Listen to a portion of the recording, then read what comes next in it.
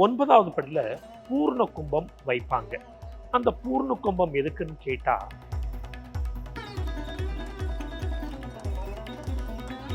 துர்காவை நாம வழிபடும் பொழுது மனதில் மனோபலம் வருகிறது.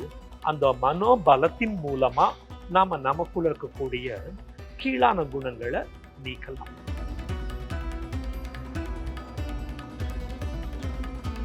வெளிநாட்டவர்களோடு போரிட்டு மீண்டும் பாரத தேசத்துல ஒரு இந்து சாம்ராஜ்யத்தை நிறுவினவர் வீர சிவாஜி. தோல்வி வரும் பொழுது துவண்டாலும் கூட திரும்பவும் எழுந்து அந்த நிலையில இருந்துண்டு கர்மம் செய்தவர். நம் பாரத தேசத்தை உலக நாடுகள் மத்தியில பெருமைப்பட வைத்தவர் அப்துல் கலாம்.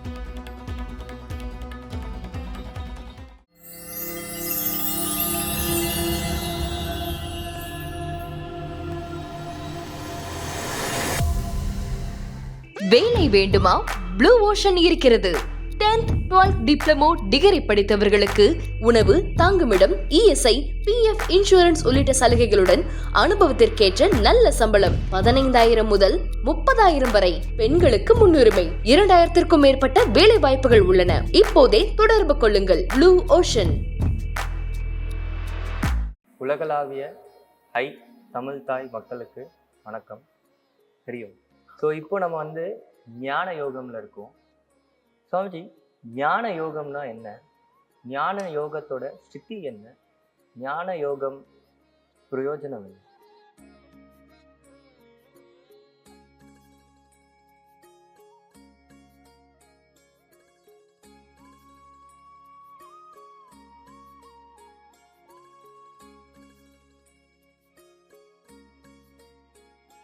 நாம ஏற்கனவே கர்மயோகத்தின் பலன் மனசுத்தின்னு பார்த்தோம். பக்தி யோகம் அப்பதான் பக்தி வரும். பக்தி யோகத்தின் பிரயோஜனம் சந்தோஷம்னு பார்த்தோம்.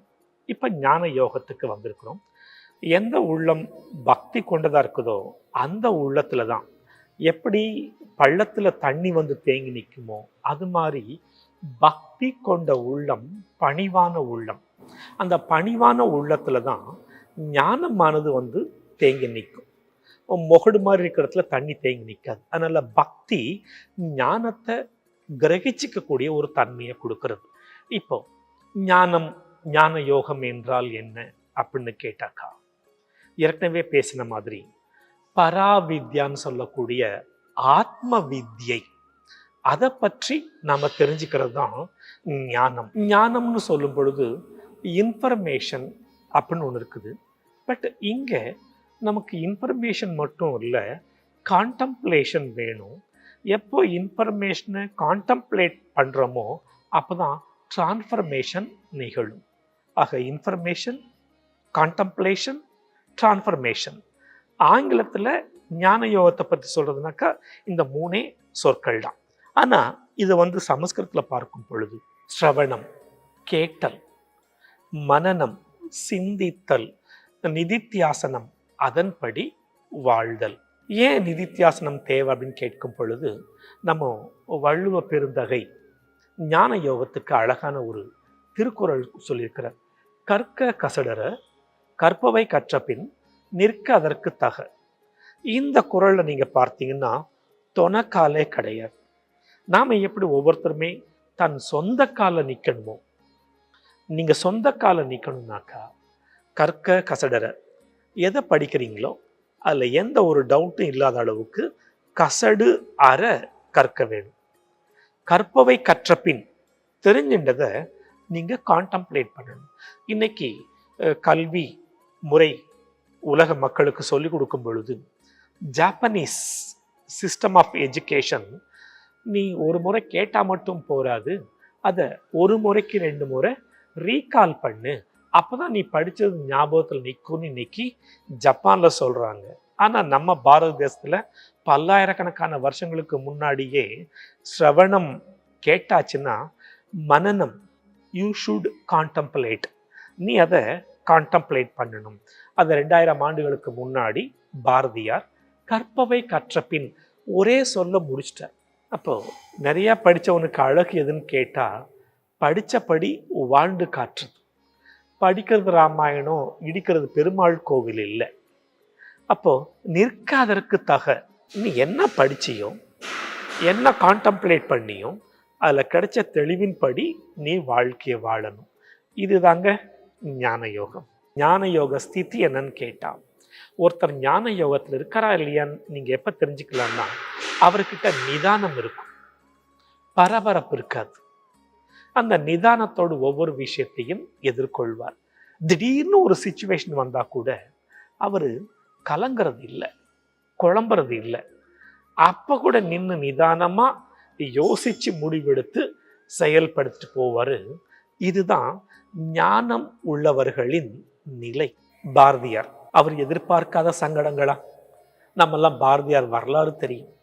ஆனா என்னைக்குமே தன் ஸ்திதியிலிருந்து நழுவுனது இல்லை பாரதியார். வறுமைதான், ஏழ்மைதான், எல்லாரும் ஏளனம் தான் பண்ணாங்க. ஆனா பாரதியார் தன் ஞான ஸ்திதியில இருந்தார். உதாரணத்திற்கு, நல்லதோர் வீணை செய்தேன், அதை நலம் கெட புழுதியில் எறிவதுண்டோ, வல்லமை தாராயோ, இந்த மாநிலம் நலம் பெற புரிகுவையோ. இப்ப நல்லதோர் வீணை எதுன்னு கேட்டா, இந்த பாடி தான் நல்லதோர் வீணை. இந்த உடல்ல இருந்து நமக்கு இசை வெளிப்படும். என்ன இசைனா? ஞான இசை, இறை இசை, ஆத்ம இசை வெளிப்படும். அதை அவர் அனுபவிச்சார். அதனாலதான் காக்கை சிறகினிலே நந்தலாலா, நீந்தன் கரிய நிறம் தோன்றுதடா நந்தலாலா, பார்க்கும் மரங்கள் எல்லாம் நந்தலாலா, நீந்தன் பச்சை நிறம் தோன்றுதடா நந்தலாலா, தீக்குள் விரலை வைத்தால் நந்தலாலா, உன்னை தீண்டும் இன்பம் தோன்றுதடா நந்தலாலா. அந்த ஞான ஸ்திதியில இருந்ததுனால்தான் பாரதியாரால அப்படிப்பட்ட ஒரு பாடல் பாட முடிஞ்சது. ஒரு நூற்றாண்டு ஆக போகுது. ஆனாலும் இன்னைக்கு அவருடைய கவிதைகள்ல உயிரோட்டம் இருக்குன்னா அது வாழ்ந்ததுனால தான் அந்த வார்த்தைகள்ல இன்னைக்கும் உயிரோட்டம் இருக்கிறது. பாரதியார் மட்டுமில்ல, விவேகானந்தர், இன்னைக்கும் அவருடைய நூல்களை படிச்சு பார்த்தீங்கன்னா ஒரு உள்ளுக்குள்ள ஒரு உத்வேகம் வருதே, உடம்பெல்லாம் அப்படியே முறுக்கேறுதே. பாரத தேசத்து மேலையும் பாரத மக்கள் மேலையும் அவ்வளவு அன்பு வருதே, பக்தி வருதே. அவர் வாழ்ந்து காட்டினதுனால அவர் சொல்லக்கூடிய சொல்லுல அந்த உயிர் சக்தி வருது. அப்ப இவர்கள் எல்லாம் வாழ்ந்து காட்டியவர்கள், வாழ்ந்து காட்டிட்டு சொல்லிட்டு போயிருக்கிறாங்க. அப்ப ஞான ஸ்திதியில இருந்துட்டு நீங்க என்ன பேசினாலும் அந்த வார்த்தைக்கு ஒரு சக்தி உண்டு. சுவாமி விவேகானந்தர் சொல்றார், அந்த ஒரு தப்ப வாழ்க்கை நீ வாழ்ந்தேன்னா, எப்ப நீ ஒரு தவ வாழ்க்கை வாழ்றியோ, அந்த தவ வாழ்க்கை நீ பேசக்கூடிய ஒவ்வொரு சொல்லையுமே அந்த உயிரோட்டம் இருக்கும், சக்தி இருக்கும். விவேகானந்தர் மட்டுமில்ல, சின்மயானந்தர் வார்த்தைகள்ல இருக்கக்கூடிய அந்த உத்வேகம், இன்னைக்கு படிச்சா நமக்குள்ள ஒரு உத்வேகம் வருதுன்னா அவங்க அந்த ஆத்ம ஸ்திதியில, ஞான ஸ்திதியில வாழ்ந்து பேசினதுனால அது இன்னைக்கும் நம்மளை தாக்கின்னு இருக்கிறது. சரி, இந்த ஞானத்தை எங்கிருந்து கத்துக்க முடியும் அப்படின்னு கேட்டா, தத்தாத்திரேயர் தான் சொல்லும் பொழுது எனக்கு 24 குருமார்கள் சொல்றார். யார்? ஒரு குழந்தை ஒரு குரு, புறா ஒரு குரு, ஆகாயம் ஒரு குரு, காற்று ஒரு குரு. ஏன்னா இந்த உலகத்துல பார்க்கக்கூடிய ஒவ்வொரு பொருள்ல இருந்தும் ஒரு ஞானத்தை பெற முடியும், பெற்ற ஞானத்தின்படி வாழ முடியும். வாழ்ந்து காட்டினவங்க தான் இவங்கெல்லாம். ரவீந்திரநாத் தாகூர் ஏழ்மைதான், வறுமைதான். கீதாஞ்சலி அவருக்கு நோபல் பிரைஸ் கொடுத்தது தான், ஆனா ஞான ஸ்திதியில வாழ்ந்தவங்க. இவர்களெல்லாம் பாரதியர்கள், பாரத தேசத்துல தோன்றினவங்க. உங்க பக்கத்துல இருக்கக்கூடிய ஆதிசங்கரர், அவருக்கு கீழே இருக்கக்கூடிய ஆச்சாரியர்கள், இங்க ராமலிங்க அடிகளார், வள்ளலார், அருள் பெரும் ஜோதி, அருள் பெரும் ஜோதி, தனிப்பெருங்கருணை, அருள் பெரும் ஜோதின்னு அந்த ஸ்திதியில வாழ்ந்தவங்க. பாரத தேசத்துல ஞானிகளுக்கு பஞ்சமே கிடையாது. அவங்கெல்லாம் ஞான ஸ்திதியில வாழ்ந்தவங்க. கேட்டு யோசிச்சு அதை நடைமுறைப்படுத்தி அந்த ஸ்திதியில வாழ்ந்தவங்க தான் இவங்கெல்லாம். என்னுடைய பிரயோஜனம் என்னன்னு கேட்டா, வாழ்க்கையின் இலக்கு இறைவனோடு இரண்டரை கலப்பது. அப்ப அந்த ஞானத்தின் பிரயோஜனம் என்னன்னு கேட்டா, மோக்ஷம், ஞானம், ஆங்கிலத்துல சொன்னா என்லைட்டன்மெண்ட், தமிழ்ல சொன்னா விடுதலை. இதெல்லாமே அந்த ஒரு ஸ்திதி தான் சொல்லுது. ஞானம் அடைகிறது, என்லைட்டன் ஆகுறது, மோட்சம் ஆகுறதுன்னா தனியா ஒரு லோகம் கிடையாது. அது நமக்குள்ளே இருக்கிறது. ஞானத்துல தெளிவு கிடைக்கும் பொழுது எந்ததுமே பாதிக்காத ஒரு நிலை நமக்குள்ள இருக்கிறது.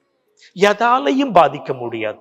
பூகம்பம் வந்தாலும் சரி, இடி இடிச்சாலும் சரி, இக்கட்டான சூழ்நிலை வந்தாலும் சரி, உள்ளுக்குள்ள டிஸ்டர்ப் ஆகாத, களங்கம் அடையாத ஒரு நிலை ஒவ்வொருத்தருக்குள்ளேயும் இருக்கிறது. அதைத்தான் நாம மோட்சம், விடுதலை, என்லைட்டன்மெண்ட், ஞானம் அடைதல் சொல்றோம். இவர்களெல்லாம் அதுக்கு ஒரு உதாரணம் தான் இந்த ஞானிகள் எல்லாமே. அதுவும் அப்பர், சுந்தரர், திருஞான சம்பந்தர், மாணிக்க வாசகர், எவ்வளவு பேர் வேணும் நம்ம பாரத தேசத்துல. இவங்களும் நமக்கு தெரிஞ்சிருக்கிறாங்க. தெரியாத ஞானிகளும் யோகிகளும் மகான்களும் இந்த பாரத தேசத்துல ஏராளம் ஏராளம் ஏராளம். நம்ம பழம் பெருமை பேசிட்டு இருக்கிறவங்க கிடையாது. ஹிந்துயிதம், சனாதன தர்மம் வாழ்ந்தாங்க, வாழ்ந்துட்டு இருக்கிறாங்க, நாளைக்கும் வாழ்வார்கள். இன்னைக்கு வாழ்ந்துட்டு இருக்கிறவங்கள விரல விட்டு சொல்லலாம். அமிர்தானந்தமயி அம்மா மாதிரி எத்தனையோ ஞானிகள் இன்னைக்கும் இந்த பாரத தேசத்துல வாழ்ந்துட்டு இருக்கிறாங்க. அதனால இது கைக்கு எட்டாத ஒரு நிலை கிடையாது. எல்லாராலையும் அடையக்கூடிய ஒரு நிலை தான் ஞானஸ்திதி, மோட்சம் அப்படிங்கிறது. நம்ம முன்னாடி பார்த்தோம் ஹனுமான்ஜி. ஸோ ஹனுமான்ஜி 3 யோகத்துலேயும் அவர் கண்டிப்பாக வைக்கணும். ஸோ அது ஏன், எதனால், அந்த மாதிரி வேற யாராச்சும் இப்போ இருக்காங்களா? அந்த மாதிரி ஏதாச்சும் வேற யாருக்கோ போறதை விட நீங்க கேட்ட ஹனுமான்ஜி எடுத்துக்கலாம். கர்ம யோகம்னு பார்க்கும் பொழுது ராமகாரியம் பண்ணினார், சீதாவை தேடி போனார், வந்தார், கண்டேன் சீதையை, கர்மத்தை யோகமா செய்தார். ராமஜெயம், ராம் ராம் ராம் ராம் நாமத்தை சொல்லி காரியத்தை செய்தார். அங்க கர்மயோகம்.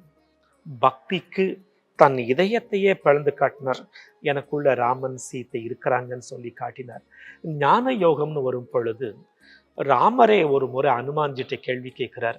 ஹனுமான், உனக்கு எனக்கு என்ன சம்பந்தம், உனக்கு எனக்கு என்ன சம்பந்தம்னு கேட்கிறார். நமக்கெல்லாம் ஷாக்கிங்கா இருக்கும். என்ன ஹனுமான்ஜி உங்களுடைய டிவோட்டி, நீங்களே அவரை பார்த்து கேட்குறீங்கன்னு. ஆனா அவங்க கேட்குற லெவல் வேற. அப்ப ஹனுமான்ஜி சொல்றார், ஹே பகவானே, எப்ப நான் என்ன தேகமா பாவிக்கிறேனோ அப்போ நீங்க தலைவன், நான் சேவகன். கர்மயோகம்.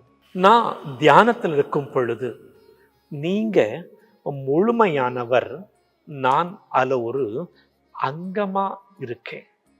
தியானத்தில் இருக்கும் பொழுது நீங்க முழுமையா இருக்கிறீங்க, நான் அதுல ஒரு அங்கமா இருக்கேன். விசிஷ்டாத்வைத்தம். ஃபர்ஸ்ட் ஒன்னு துவைத்தம், தலைவன் சேவகன். ரெண்டாவது விசிஷ்டாத்வைத்தம். ஹனுமான்ஜி கடைசியில சொல்றார், ஹே பகவானே, எப்ப நான் சமாதிக்கு போயிட்டேனோ அப்போ நீங்க வேற இல்லை, நான் வேற இல்லை, நீங்களும் நானும் ஒன்னாயிடுறோம். அது அத்வைத்த நிலை. அப்ப ஞான யோகத்துல பாத்தீங்கன்னா துவைத்தம் மத்வாச்சாரியார், விசிஷ்டாத்வைத்தம் ராமானுஜாச்சாரியார், அத்வைத்தம் சங்கராச்சாரியார். ஆக ஹனுமான்ஜி கர்மயோகியாவும் இருக்கிறார், பக்தனாவும் இருக்கிறார், ஞானத்துல 3 நிலைகள் இருக்கிறார். ஹனுமான்ஜியை நாமோ த நேஷனல் ஹீரோ. பாரத தேசத்துக்கு ஒரு ஹீரோவை பிக்ஸ் பண்ண அப்படின்னாக்கா யாரை பிக்ஸ் பண்ணலான்னு கேட்டா ஹனுமான்ஜி, ஹனுமான்ஜி, ஹனுமான்ஜி. ரொம்ப நன்றி சுவாமிஜி. இந்த மாதிரி நமக்கு நிறைய விஷயங்கள் தெரியாம சொன்னதுக்கு ரொம்ப நன்றி. ஐ தமிழ் தாய் நேயர்கள் அனைவருக்கும் சின்மயா மிஷன் சார்பாக இதயம் கனிந்த வணக்கத்தை தெரிவித்துக் கொள்கின்றோம். ஹரியோம், ஜெய்ஹிந்த்.